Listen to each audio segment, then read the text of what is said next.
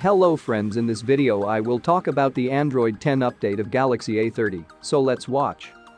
Friends, before starting the video, subscribe my channel for more tech videos and PUBG Mobile latest hacks.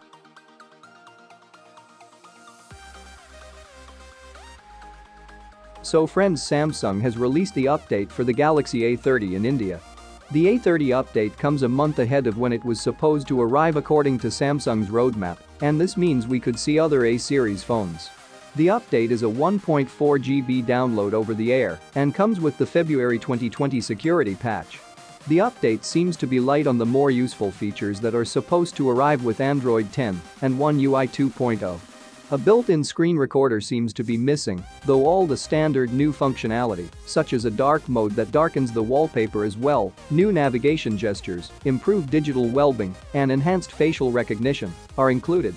To get the update over the air, open the phone's settings app, navigate to software update, and tap download and install. So friends, this is the latest news regarding Galaxy A30 Android 10 update.